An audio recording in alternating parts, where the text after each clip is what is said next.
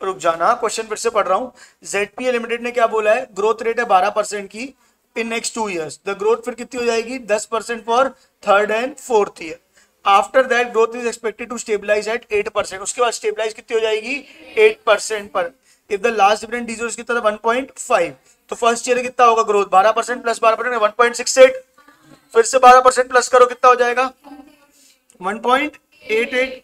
अब कितना प्लस करोगे, 10%, कितना हो जाएगा 2.06। फिर कितना है, फिर 10% प्लस करो, कितना हो जाएगा 2. हाँ, फिर क्या बोला उसने, अब कितने से हो जाएगा, 8% से स्टेबलाइज। तो क्या करोगे बताओ आगे के लिए, प्लस 8% प्लस करोगे, फिर हर बार प्लस प्लस प्लस का कितने, इंफिनिटी तक जाता रहेगा। याद करो जब परपेचुइटी तो फॉर्मूला होता है A/I, याद है, नहीं याद है। जब हम 10 साल के लिए पीछे खींच रहे हो, डिवाइड बाय 1 + r⁻10 करते हैं, से प्लस m प्लस करके, ठीक है। 20 साल होता है तो 20 साल पीछे खींचते हैं। इन्फिनिटी होता है, परपेचुइटी जिंदगी भर चलेगा, तो सीधे सीधे क्या करते हैं, amount divided by interest, A/I। पढ़ाया था ये कैपिटल बजटिंग में, याद है, परपेचुइटी के लिए कंटिन्यूअसली है। तो अब क्या करोगे, 2.27, उसके बाद कितना बोला, 8%। 8% जोड़ो, कितना होगा 2.45 डिवाइडेड बाय कर दो, क्या 2.45 डिवाइडेड बाय 8%, कितना हो जाएगा बताओ, 1.33 आ रहा है समथिंग। मैं बता दे रहा हूं क्या है। क्वेश्चन ने आपको क्या बोला, क्वेश्चन ने आपको बोला आज का D0 कितना है, आज का D0 कितना है 1.5। D1 है, अगर D1 से प्रेजेंट वैल्यू निकाल दो तो D1 से आज लेके आते हैं D0 पे, D2 से 2 साल पहले लेके आते हैं D1 में। बोलो हाँ या नहीं, ऐसे ही करते हैं। तो D1 का कितना है, एक बार फिर से डिविडेंड बोलो कितना है, नॉर्मली बोलो कितना है 1.68। D2 कितना है 1.88। ये कितना कला 10, ये 12%। आप कितना करोगे 10%, D3 और D4 में करो, कितना होगा 2. ये 4 साल हो गए। अब 5वें साल में डिविडेंड कितना होगा, 8% का प्लस। अब 5वें साल का डिविडेंड कितना है 8%। अब ये 8% जिंदगी भर चलता रहेगा। अब मैं चौथे साल में खड़े होकर 5वें साल का डिविडेंड देख रहा हूं। मैं कौन से साल में खड़ा हूं, चौथे साल। और किसके का डिविडेंड देख रहा हूं, 5। अगर मैं चौथे साल का प्राइस निकालना चाहूं तो क्या निकालूंगा, D1/RE-G, या क्योंकि इंफिनिटी है, चलो D1/RE-G सोच लो, क्या है D1/KE-G। तो 4th ईयर के लिए D1 कितना है बताओ मुझे, 2.27 प्लस 8%, कितना होगा बताओ 2.45 डिवाइडेड बाय KE कितना था तुम्हारा 16। हाँ, -8 तो कितना हो जाएगा 8%। वैसे कायदे से परपेचुइटी का आंसर होना चाहिए A/I क्या, और जब कंटिन्यू है तो आंसर क्या होना चाहिए A/I। यहाँ पे KE-G से आंसर जा रहा है क्योंकि 16 और 8 ही था, बात समझ में आ रही है। लेकिन आमतौर पे परपेचुइटी है तो A कितना हो जाएगा 2.45 डिवाइडेड बाय I कितना है 8%, यानी ग्रोथ कितना है, परपेचुइटी की ग्रोथ कितनी 8%। तो 2.45 डिवाइडेड बाय 8% करो, कितना आएगा। तो ये मैंने 4th ईयर में खड़ो की D1 लिया था, बोलो हाँ या नहीं। तो ये दाम कौन सी ईयर का आएगा, 5th का आएगा कि 4th का आएगा। मैं 5th ले रहा था, गलती से ये कर रहा था, बोलो हाँ नहीं। ये A/I किया 2.45 डिवाइडेड बाय 8%, कितना आएगा बताओ 30.625। ये कौन सी ईयर का आएगा, 4th का 30.625। हाँ यानी फटाफट बोलो। तो चौथे साल का दाम प्लस 2.27, हाँ यानी बोलो। तो अब इसके सबका M प्लस अपन ने निकाला तो तुम्हारा आंसर आ गया, कितना आ गया 22.13। कितना आ गया 22.33। हाँ या ना फटाफट बोलो। नहीं आया, समझ के आ गया, नहीं आया। एक बार फिर से बोल रहा हूं, फर्स्ट, फिर से सुनो, यहां सुनो, यहां सुनो। फर्स्ट, सेकंड, थर्ड, फोर्थ, 4 साल तक ग्रोथ है अलग अलग रेट की। अब 5वें साल से कंटिन्यू ग्रोथ है, 5वें साल से क्या है कंटिन्यू ग्रोथ। तो अगर अब ग्रोथ कांस्टेंट है तो मैं D1/RE-G लगा सकता हूं। अरे यार, चौथे साल में खड़े होके 5वें साल का D1 निकाला 8% के हिसाब से, नहीं आ रही बस 8% का क्या निकाला D1, कितना आया था तुम्हारा ये 2.45। KE कितना है 16, G कितना है 8। तो मैंने उसकी प्रेजेंट वैल्यू निकाल के निकाली, क्योंकि अब ग्रोथ कंटिन्यू थी तो मैंने दाम निकाल लिया। मैंने चौथे साल में खड़े होके 5वें साल का D1 लिया और KE-G करके क्या निकाल लिया, चौथे साल का प्राइस। क्या निकाल लिया? चौथे साल का प्राइस। अब मुझे ये पता है चौथे साल का प्राइस कितना है, 30.625। और ये डिविडेंड, ये तो चौथे साल का प्राइस है ना, 5वें साल से लेके आगे तक के लिए। बोलो हाँ नहीं, मुझे तो आज का प्राइस निकालना है। तो इन सब की डी मतलब D0 नहीं, D1 D2 D3 D4 और D4 का प्राइस, इन सब की क्या निकाल ली? Present value. इन सब की क्या निकाल ली? Present value. तो आज का दाम आ जाएगा, हाँ या ना फटाफट बोलो। तो 1.68 1.88 2.06 2.27 प्लस 30.625, ये सबकी प्रेजेंट वैल्यू निकाल लोगे तो तुम्हारा क्या आ जाएगा? आज का दाम। हाँ या ना फटाफट बोलो। प्राइस क्यों नहीं लेंगे? मुझे 5वें साल से आगे खींच के लाना है, जिंदगी भर के लिए अगर आगे खींच के आना तो चौथे साल तक का डिविडेंड, चौथे साल तक का डिविडेंड, और उसके बाद की कंटिन्यू ग्रोथ के लिए मैंने चौथे साल का दाम निकाल लिया।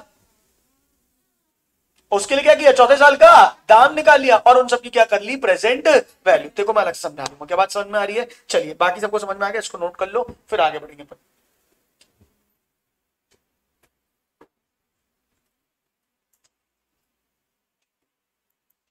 एक बार फिर से बोल रहा हूं, स्नेहा सुन लेना। अगर 5th ईयर का प्राइस है, 5th ईयर में कोई चीज 500 रुपए की मिल रही है और उसकी आज की वैल्यू निकालनी है, तो क्या करोगी? 5th ईयर के दाम के पीछे खींच लोगी। 4 साल जो डिविडेंड मिला और चौथे साल के बाद के सारे डिविडेंड्स के लिए हमने प्राइस निकाल लिया। चौथे साल के बाकी सारे डिविडेंड्स के हमने क्या निकाल लिया है? प्राइस। हम यहां पे क्यों नहीं निकाल सकते थे प्राइस? क्योंकि हर साल का ग्रोथ रेट क्या था? अलग अलग था। तो मैं D1/KE माइनस G लगा ही नहीं पा रहा था, क्योंकि G तो अलग अलग था। चौथे साल के बाद जाके डिविडेंड ग्रोथ क्या हो गई? कांस्टेंट।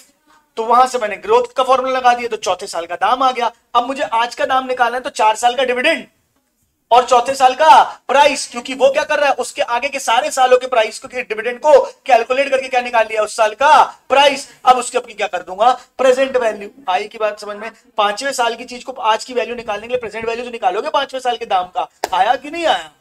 चलो डन। अगला पूछो,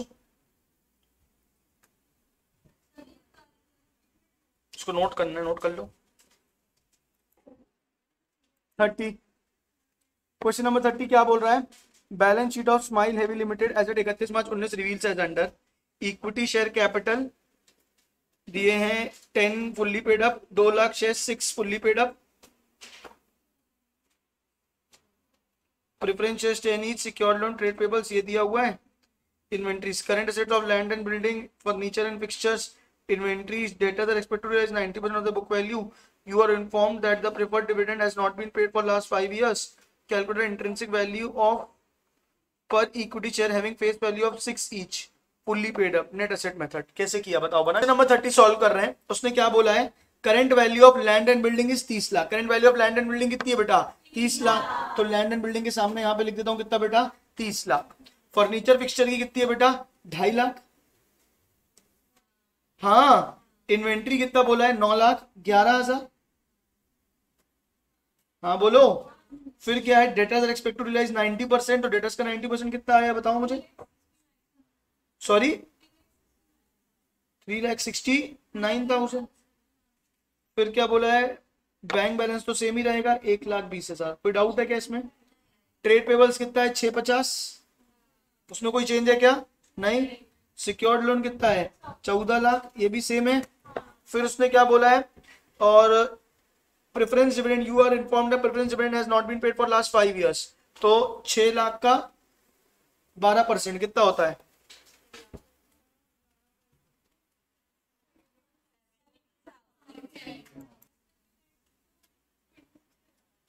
मतलब सारे एसेट्स को प्लस करके लायबिलिटीज को माइनस करके कितना आ रहा है? 26 लाख। सबका यही आया? बोलो हाँ। अब हमको इक्विटी शेयर की वैल्यू निकालनी है। बोलो हाँ। अबे यार हमें किसकी वैल्यू निकालनी है? इक्विटी। तो इसमें से प्रेफरेंस भी माइनस करना पड़ेगा। प्रेफरेंस शेयर कैपिटल कितना है तुम्हारा? 6 लाख माइनस जो 5 साल का डिविडेंड नहीं दिया वो भी माइनस करोगे। 5 साल का डिविडेंड कितना होता है मुझे बताओ? 6 लाख का 12% इंटू 5 साल कितना हो जाएगा? 3,60,000। माइनस करके बताओ कितना आ रहा है?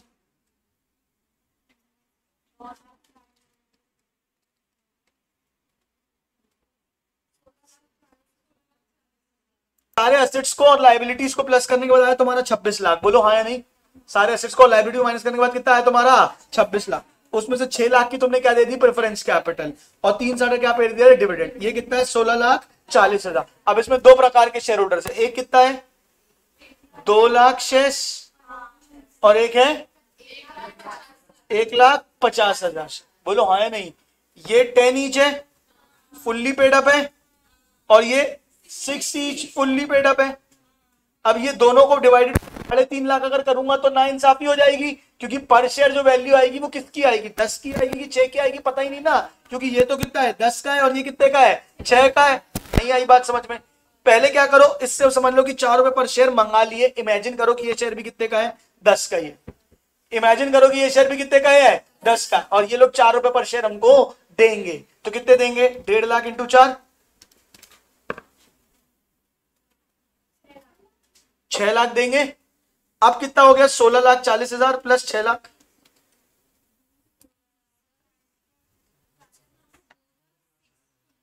अच्छा 2 लाख के 6 है और 1.5 लाख का 10 है, तो फिर 2 लाख इंटू 4 होगा, कितना होगा 8 लाख। 16,40,000 प्लस 8 लाख कितना हो जाएगा, बताओ मुझे,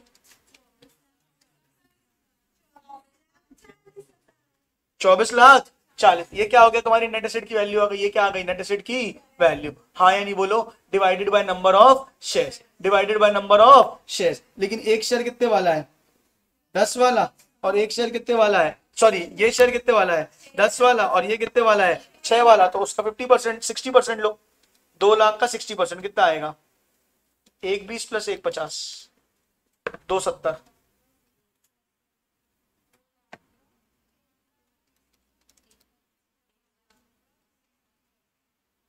कॉन्सेप्ट में समझा दूंगा, पहले एक बार कर लो।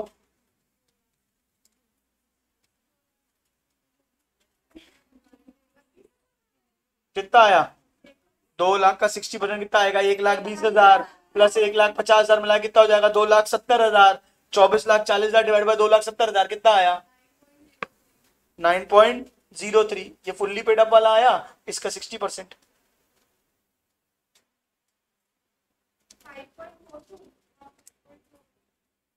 है क्या ऑप्शन में,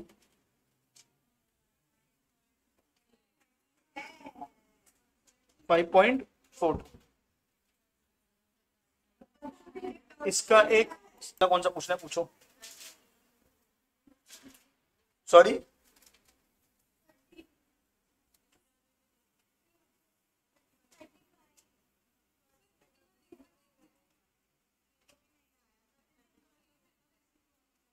expected to grow 14% for next 4 years and then grow independently at same rate of 5%. The required rate of return on equity is 12%. Assume the company paid dividend 2 per share D0. Determine the money. एक बार करो try, लेकिन same question जो अभी कराया था D1, D2, D3, D4 और फिर उसके बाद क्या है इन्फिनिटी।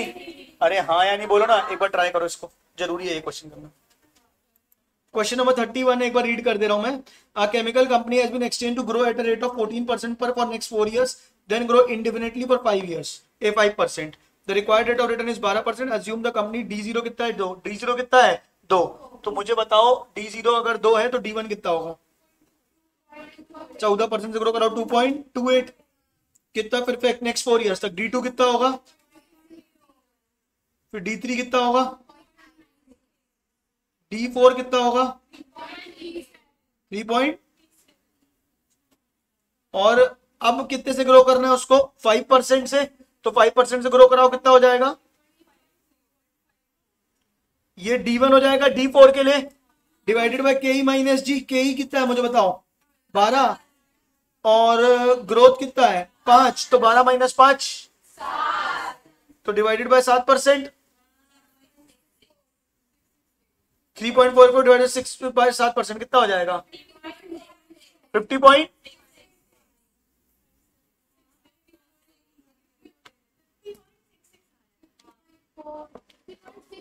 मतलब एक ही चीज का कैलसी अलग अलग चला के कैसे कर सकते हो, अगर अलग अलग फिगर ले लो 3.54 डिवाइडेड बाय 7% 50.57, 3.54 डिवाइडेड बाय 7% कैलसी चला,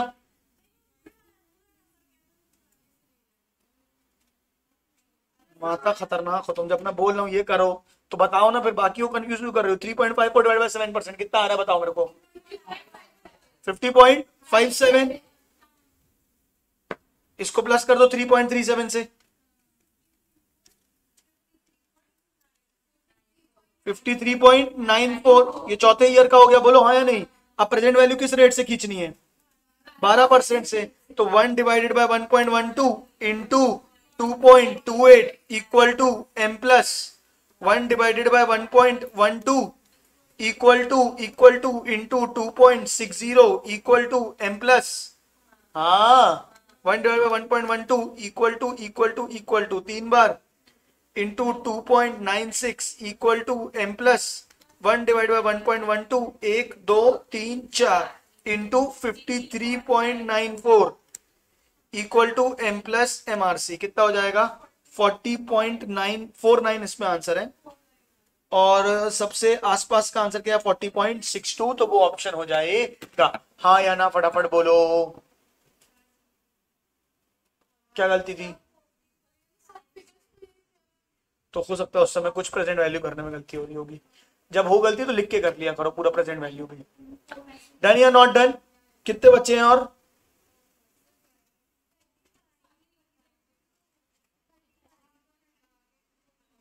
$35 नहीं बन रहा है। A bond has a face value of 1000 and coupon rate 8%, interest on is payable annually. Find the value of the bond if required rate of return is 10% and bond has a maturity of 20 years. Face value कितना है 1000, coupon rate is 8%. If interest on bond payable is annually, find the value of bond if required rate of interest is 10% and bond maturity 20 साल। 20 साल बाद आप face value में ही चुकाओगे, बोलो हाँ या नहीं? तो 20 साल बाद कितना चुकाओगे 1000, और हर साल का डिविडेंड और उसकी प्रेजेंट वैल्यू निकालनी है, बस इतना ही तो करना है। Face value 1000, coupon rate is 8%, तो कूपन इंटरेस्ट कितना होगा बताओ 1000 का 8%, कितने साल के लिए? तो 1 और क्या रेट को रेट ऑफ रिटर्न कितना बोला है, तो 1 डिवाइडेड बाय 1.10, 1 2 3 4 5 6 7 8 9 10 11 12 13 14 15 16 17 18 19 20 GT कितना आया 8.51, कितना आया 8.51 इंटू 80 681.08, और फिर 1000 का प्रेजेंट वैल्यू 20वें साल का 1 डिवाइडेड बाय 1.10, 1 2 3 4 5 6 7 8 9 10 11 12 13 14 15 16 17 18 19 20 इंटू 1000, 148.64, दोनों को प्लस कर दो।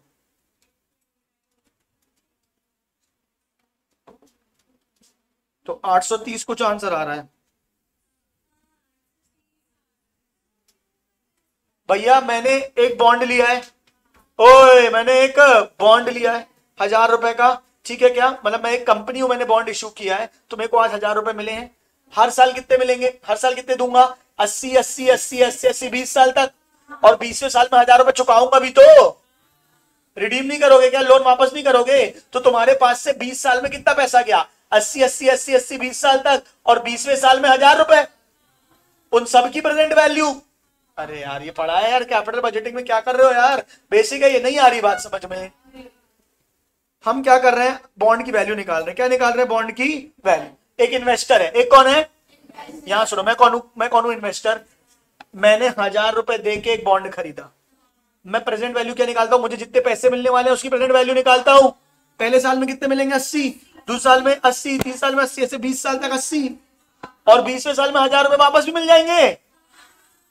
बॉन्ड रिडीम होता है, लोन वापस हो गया 1000 रुपए, तो मेरे पास से आज गए 1000, आए कितने 80 80 80 80 और 1000, हाँ तो 20 साल के 80 रुपए और 20वें साल के 1000 रुपए, उन सब की प्रेजेंट वैल्यू आज जितने, आज की क्या आ जाएगी उसकी इंट्रिंसिक वैल्यू, आज क्या आ जाएगी उसकी इंट्रेंस। अरे आया और गया यही तो देखते हैं ना, कितना पैसा आया इन्वेस्टर के पास 80 80 80 20 साल तक, और 20वें साल में 1000 रुपए। नहीं समझे कि समझ गए, अगला पूछो।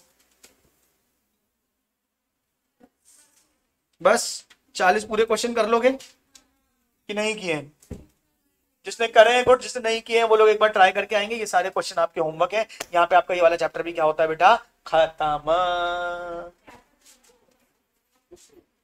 इंट्रेंसिक वो चल रहा था ना, थोड़ी सी थ्योरी बची है ना इसकी शायद से, बुक वैल्यू मार्केट वैल्यू वाली। चलो उसकी थ्योरी आज कंप्लीट करा के चैप्टर को वाइंड अप कर देंगे। एसएम भी आज चैप्टर खत्म करेंगे।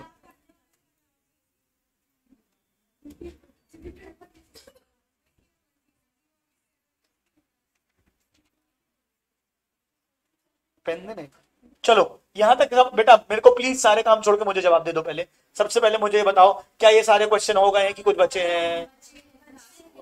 कितने बचे हैं?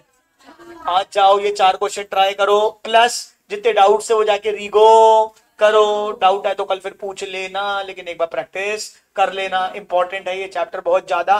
क्यों? क्योंकि अकाउंट्स में भी आता है और एफएम में भी आता है। ये पूरे एफएम के ही कॉन्सेप्ट्स थे। हाँ या ना फटाफट बोलो। इसकी जो थ्योरी बची है वो आज अपन कंप्लीट करेंगे और एसएम को भी कंप्लीट कर देंगे। अभी मैं आपको दे रहा हूं ब्रेक। ब्रेक चाहिए? लंच ब्रेक चाहिए?